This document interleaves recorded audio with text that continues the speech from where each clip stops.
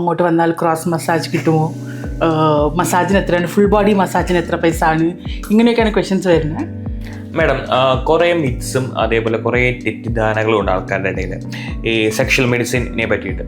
ഞങ്ങൾ പ്രധാനമായിട്ട് നേരിട്ടുകൊണ്ടിരിക്കുന്ന ഇഷ്യൂ എന്ന് പറഞ്ഞാൽ അഡ്വർടൈസ്മെൻറ്റ് പോയി കഴിഞ്ഞാൽ അവിടുന്ന് ആൾക്കാർ വിളിക്കും, മസാജ് സെൻ്റർ ആണോ, അവിടെ വന്നാൽ മസാജ് ചെയ്യാൻ പറ്റുമോ, തെറാപ്പിസ്റ്റ് ഉണ്ടോ.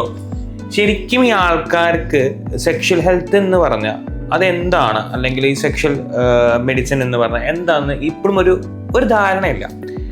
സെക്സ് എന്ന് പറഞ്ഞാൽ പ്ലഷറിന് കിട്ടുന്ന ഒരു സംഭവമാണ്. അതല്ലാതെ ഇതിനെ അസോസിയേറ്റ് ചെയ്തിട്ടുള്ള ഒരുപാട് ബുദ്ധിമുട്ടുകളുണ്ട്, മെന്റലി ആൻഡ് ഫിസിക്കലി ഉള്ള ബുദ്ധിമുട്ടുകളുണ്ട്. അത് പുരുഷനായാലും സ്ത്രീക്കാണെങ്കിലും അവർ നേരിടുന്ന ഒരുപാട് പ്രശ്നങ്ങൾ ശരിക്കും ഡിസ്കസ് ചെയ്യാനും അല്ലെങ്കിൽ അതിനൊരു സൊല്യൂഷനും ആൾക്കാർക്ക് വേണമെന്നുണ്ട്.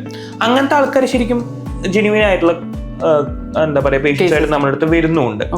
മാഡം ശരിക്കും ഇത് നന്നായിട്ട് ഫേസ് ചെയ്യാറുണ്ടോ അങ്ങനത്തെ കേസ്? ഡെഫിനറ്റ്ലി. ഒരു ആഡ് പോകുമ്പോഴത്തേനും ചോദിക്കുന്ന ചോദ്യങ്ങൾ ഇതാണ്, അങ്ങോട്ട് വന്നാൽ ക്രോസ് മസാജ് കിട്ടുമോ, മസാജിന് എത്രയാണ്, ഫുൾ ബോഡി മസാജിന് എത്ര പൈസ ആണ്, ഇങ്ങനെയൊക്കെയാണ് ക്വസ്റ്റ്യൻസ് വരുന്നത്.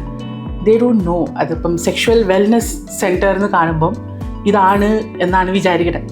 നമ്മളുടെ ജോലി ഇതിനെ സംബന്ധിച്ച് പ്രശ്നങ്ങളുള്ള ആൾക്കാർക്ക് ട്രീറ്റ്മെൻറ്റ് കൊടുക്കുക, ഇതിനെക്കുറിച്ച് അവയർനെസ് കൊടുക്കുക, എഡ്യൂക്കേഷൻസ് കൊടുക്കുക. ഇതൊക്കെയാണ് സെക്സോളജിസ്റ്റ് എന്ന് പറഞ്ഞ ഒരാൾ ചെയ്യുന്ന ഡോക്ടറുടെ പരിപാടി. സെക്ഷുവൽ പ്ലഷർ സെൻറ്റേഴ്സ് കംപ്ലീറ്റ്ലി വേറെയാണ്. അതുപോലത്തെ പരിപാടി നമ്മുടെ ഡിപ്പാർട്ട്മെന്റിലില്ല. അത് നമ്മുടെ അല്ല, ഞങ്ങൾ ഇങ്ങനെയല്ല, ഞങ്ങൾ ട്രീറ്റ്മെന്റ് മാത്രമാണ്.